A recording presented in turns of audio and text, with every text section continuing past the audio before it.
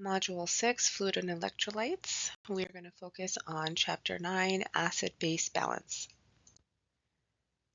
So let's talk about what is our acid-base balance. So just like everything else in our body, it is constantly trying to maintain homeostasis between acids and bases. And without that balance, then our cells can't function properly. As cells use nutrients to produce energy that they need to function, they are going to produce carbon dioxide and hydrogen. Acid base depends on the regulation of these free hydrogen ions. So when we see a pH value, this is actually measuring hydrogen ions in our blood. So the concentration of these hydrogen ions is what determines whether we're more acid or alkaline. Alkaline is the same thing as base, and we measure that in pH. So then we see that the range for normal pH is 7.35 to 7.45, and we measure this by taking an arterial blood sample. We call this an ABG, or arterial blood gas. So continuing on with our hydrogen ion concentration.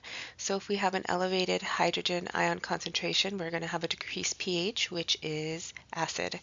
If we have a lower hydrogen ion concentration, we're going to have a higher pH, and that is alkaline or base.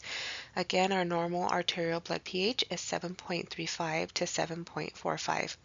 If you look at this colorful picture here, you can see that we always want to be somewhere around that middle area on the pH scale. If our blood levels are less than 6.8 or greater than 7.8 on the pH scale, then that is incompatible with life. And that is the ultimate complication that we're trying to avoid. So an acid-base imbalance can cause the person to die. So keep that in mind. We want to correct it before it gets that severe.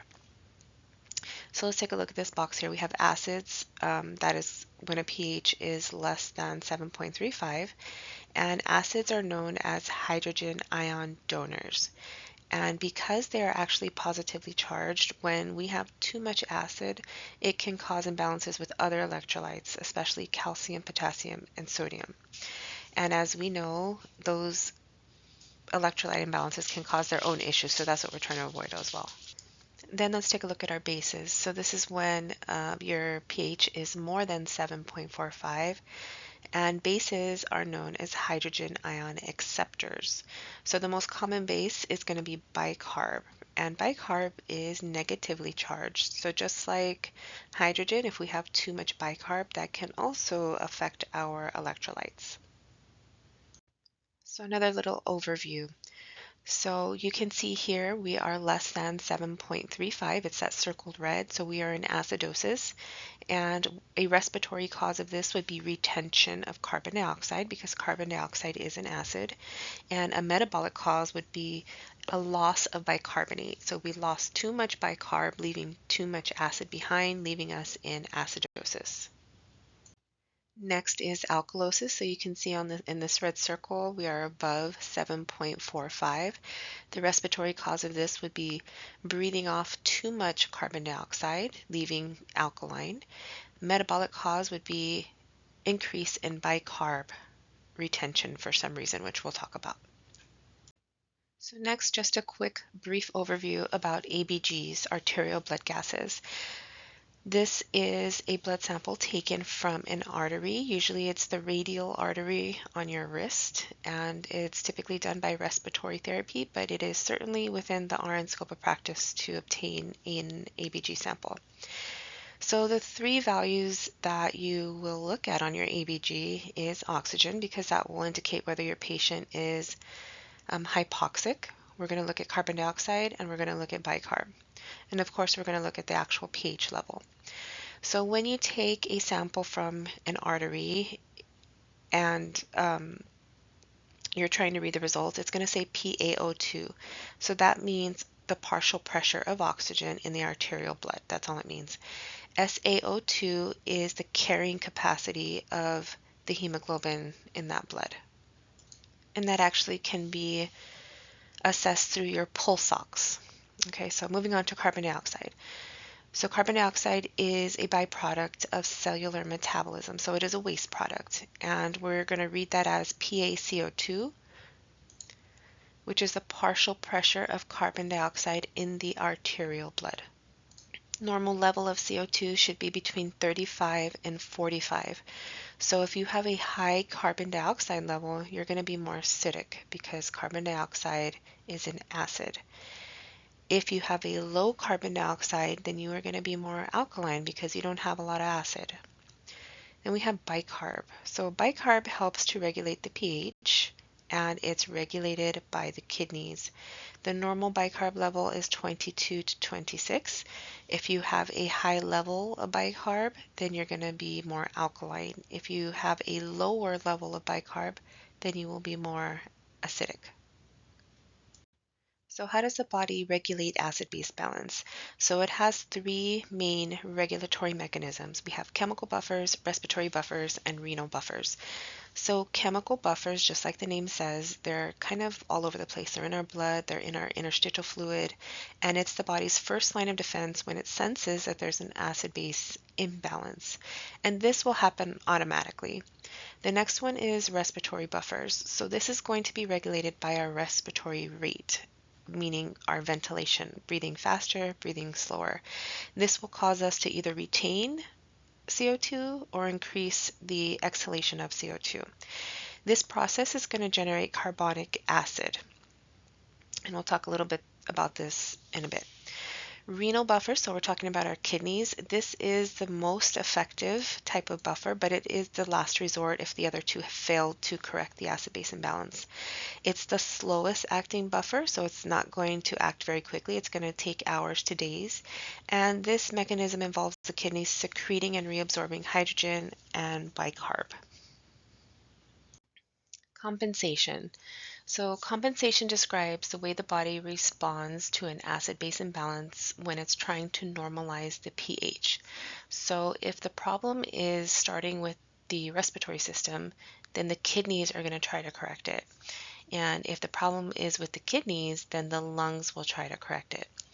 So if you see here, if you're in metabolic acidosis, okay, so metabolic means that it's a kidney problem related to the kidneys, then your respiratory rate will increase the rate and depth.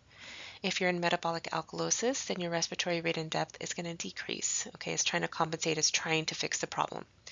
And then here, if we have a respiratory acidosis, okay, so we're having a respiratory problem, then the kidneys are going to try to fix it by increasing hydrogen excretion and bicarb reabsorption. Okay, and then the opposite here, if it's respiratory alkalosis, then the kidneys will try to decrease the hydrogen excretion and bicarb reabsorption. And we can see this reflected in our ABGs. All right, so our first acid-base disorder, respiratory acidosis. So we're going to keep this really simple, and let's take a look at this slide. So respiratory acidosis, they're already telling you what the problem is, something to do with the lungs. And in this case, we're acidotic. We know carbon dioxide is an acid, so this patient is retaining too much carbon dioxide. Too much carbon dioxide is staying in and not being breathed out.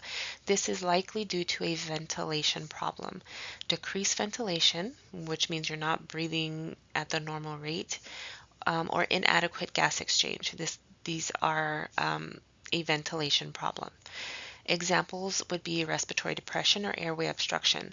So in this picture, you can see respiratory depression. So we know medications can cause respiratory depression like anesthesia or opioids. So that is why you see this picture here of a patient in an operating room, and you see this one who has had an overdose. So this person here who overdosed on, we'll pretend, some type of opioid, has experienced respiratory depression. They are still alive. They may be unconscious, but they are still alive. They're breathing really, really slow, which means they're retaining a lot of carbon dioxide. So that is one imbalance that you would expect if a patient came in to the emergency room from an ambulance with an overdose. You would expect respiratory acidosis. Then we have COPD. So COPD is related to airway obstruction or inadequate gas exchange that can lead to a buildup of carbon dioxide. If there's no way for that carbon dioxide to get out, to be breathed out, maybe the blood, at the alveolar level, that gas exchange is not happening, then we're going to retain carbon dioxide. Same thing with pneumonia. If those alveoli are filled with pus, and fluid, then gas exchange isn't going to happen as it should, and the patient may retain carbon dioxide as a result, leading to respiratory acidosis. So this slide is a flow map, a very detailed flow map of what happens in respiratory acidosis. So you do not need to memorize this at all. This is just for those of you that really like to know exactly what's going on. This can kind of help the rationale behind the chemical changes and the electrolyte changes. So if you're not interested, if this is going to confuse you more, then you can skip on, but I'm just going to walk you through this flow map. Okay, so respiratory acidosis. So it's going to begin with hypoventilation, which is going to lead to retained carbon dioxide in the blood. This carbon dioxide in the blood is going to combine with water and make carbonic acid. That is what normally happens. But because we have so much carbon dioxide, we're going to have a lot of carbonic acid. So what happens to this acid is that it disassociates, kind of breaks up, and it turns into hydrogen ions and bicarb ions, a lot of hydrogen ions. So this is going to cause a drop in our pH. Okay, we're already heading towards acidosis. Okay, so we have our drop in pH. So our compensatory mechanisms are going to begin. Hemoglobin is going to release oxygen and going to try to pick up some of that carbon dioxide and hydrogen to get rid of it, okay? But our CO2 levels are going to continue to rise. And this rise in CO2 is going to start to stimulate the brain to increase the respiratory rate. And you're going to see rapid, shallow respirations. So again, our carbon dioxide and our hydrogen ion level is still rising. It also causes the vessels in our brain to dilate, to increase blood flow to the brain. But as a result, we might get some brain edema, some brain swelling, and this will cause central nervous system depression. That's when you're going to see headache, confusion, tachycardia, nausea, vomiting, and diaphoresis. Then our respiratory mechanisms fail. Okay, remember we're trying to fix it on our own, but those fail. So then the kidneys are going to try to help out by conserving bicarb and sodium and excreting that extra hydrogen. When this happens, we'll actually see urine acid in the urine. Okay, that's how we know the kidneys are trying to excrete those oxygen ions. But that doesn't work, and hydrogen just keeps building up, and it's going to overwhelm the body. Then we're going to see at the same time these fluid shifts, these ion shifts. So hydrogen is going to move into the cells and potassium is going to move out of the cells. And that's where the hyperkalemia comes in. All of this is going to cause shortness of breath, restlessness, headache, tachycardia, confusion, lethargy, dysrhythmias, respiratory distress, drowsiness, decreased level of consciousness. And that is what happens in respiratory acidosis. All right, so what are we going to do about it? So we know respiratory acidosis has to do with altered ventilation. We're going to say when you are hypoventilating, not breathing enough, it's going to cause CO2 retention. You're going to have a pH less than 7.35, carbon dioxide level higher than 45. And if this is compensated, then we may have a bicarb of more than 26. So some causes here. We're not going to get into too many details on the causes. You can focus on the previous slide that's very simple, the ones that I talked about. So clinical manifestations, I named most of them: dyspnea, restlessness, headache, tachycardia, and that previous slide does go over why that happens. So we want to maintain our airway. This is respiratory acidosis, and that's directly tied to our ventilation. So our ABCs: maintain airway, we want to keep an eye on that ABG, monitor vital signs, give oxygen as needed. Patient may need to be intubated, and we want to monitor the potassium levels because we know with respiratory acidosis comes hyperkalemia. Treatment-wise, we can give medications to help those airways open, like bronchodilators. Again, medications to support oxygen, hyperkalemia. If they have an infection like pneumonia, then we want to treat that. Chest physiotherapy to hopefully make that oxygen exchange easier on the body if there's a lot of secretions. If there's a foreign body, get that out. They may need a chest tube in some severe instances, and they may need to be on a ventilator. And complications could lead to paralysis and coma.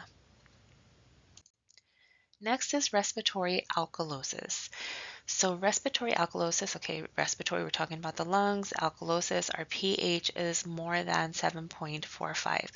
So this is going to be the opposite. It is still related to ventilation, but now we have hyperventilation. We don't have enough carbon dioxide because we're breathing it off, okay? We're breathing fast and we're breathing off too much of our carbon dioxide. Remember, we always have to have a balance. So let's look at these pictures here. So our first picture is an asthma attack. So as you know, when you have an asthma exacerbation, patient can become short of breath, gasping for air, not able to get enough air in their airway. That can lead to respiratory alkalosis because that fast breathing, you're breathing off too much carbon dioxide, you're losing too much acid. The next picture, fear and anxiety go hand in hand. It's like the same thing. You start breathing, you start hyperventilating. This could be when you're very anxious, when you're really scared, if you have a lot of anxiety, you can't control your breathing. And this is the reason why you breathe in a paper bag, is so that you can rebreathe your carbon dioxide back in so that you don't get lightheaded and dizzy. Then we have our COPD exacerbation. Now, if you remember, we were talking about respiratory acidosis and our COPD patient was here. But this is an exacerbation of, so this patient is no longer at their baseline COPD, of their disease. This is an exacerbation, so they're sick. So this can cause them to gasp for air and hyperventilate, which can lead them to respiratory alkalosis. Okay, another flow map, again in detail, so it will help you understand what's going on here in respiratory alkalosis. Okay, here we go. Ventilation increases. So we're breathing really fast and you have too much carbon dioxide exhaled. We're losing too much acid. This is going to result in a decrease in carbonic acid production, a loss of hydrogen ions and bicarb ions. This is going to cause the pH levels to increase. So hydrogen ions are going to be pulled out of cells into the blood, which is going to hopefully in attempt to decrease the pH. Potassium is going to get pulled into the cells, which is going to leave us, as you'll see, in hypokalemia.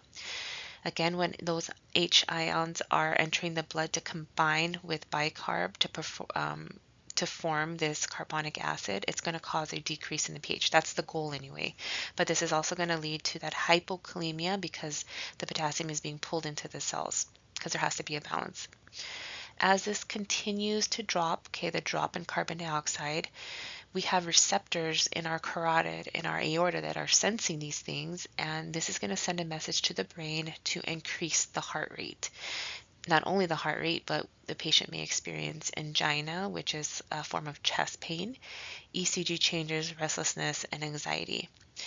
Hypocapnia, again, that is low levels of carbon dioxide, will also cause cerebral constriction. Remember, in respiratory acidosis, there was vasodilation. Well, this is causing vasoconstriction, which is going to decrease that brain blood flow. This hypocapnia is going to overexcite the autonomic nervous system, and it's going to result in increased anxiety, fear, diaphoresis, dyspnea, alternating periods of apnea and hyperventilation, dizziness, tingling in fingers or toes. Again, this is like severe. This is like increasingly getting worse. So severe alkalosis is going to inhibit calcium ionization, which is going to lead to very excited muscles and increased nerve excitability, muscle contractions. And then alkalosis will eventually overwhelm the central nervous system and the heart, which will leave the patient with a decreased level of consciousness, hyperreflexia, tetany, arrhythmias, seizures, coma, and eventual death. All right, so what do we do about this? So we just talked about an increased alveolar ventilation. Okay, you're breathing too fast, anxiety, hyperventilation. We're going to have a pH more than 7.45, a CO2 level of less than 35, and if compensated, then our bicarb will be less than 22. So some causes, again, you just have to, you could just refer to the ones that I've mentioned already. Clinical manifestations, all of those that I mentioned on the previous slide, they're also seen here. So what do we do? Whenever there is an acid-base imbalance, we're trying to flip it to the other side, right? So if they're an alkalosis, then we want them to have a little more acid. And if they're too acidic, then we want them to be a little bit more alkaline. We have to kind of bring them back to the middle. So in respiratory alkalosis, we want to determine what the cause is and hopefully treat that. So like, for example, if it's an asthma patient having an exacerbation, then we want to get the asthma under control. And as long as you do that, then the alkalosis will resolve. So if the patient is septic, we want to fix that, give oxygen. If they have a fever, reduce the fever, and so on. So your interventions encourage slow, deep breathing because if they're hyperventilating and that's the problem, we want to calm them down, check their vital signs, provide support, and assist with activities of daily living. Complications, seizures, and chest pain.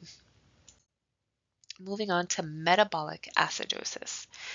So metabolic acidosis is we have too much acid in our body and we've lost a lot of bicarbonate. So the balance is off. So here are some examples of what can cause that. So diarrhea. So we have a lot of bicarb in our GI tract. So if you have a lot of diarrhea, a lot of loss of bicarb, then you're going to become acidic. And this has nothing to do with the lungs. So this is going to be metabolic acidosis. Another reason or cause would be diabetic ketoacidosis. So we're not going to go into too much depth about this condition because the focus is not so much the condition, but the acidosis that results from it. So really quickly, in ketoacidosis, these patients are essentially starving. They're not able to use the glucose that's in their blood because of lack of insulin. So the body starts to break down fat. And it breaks down so much fat that there is going to be a buildup of the fat byproduct, which is ketones.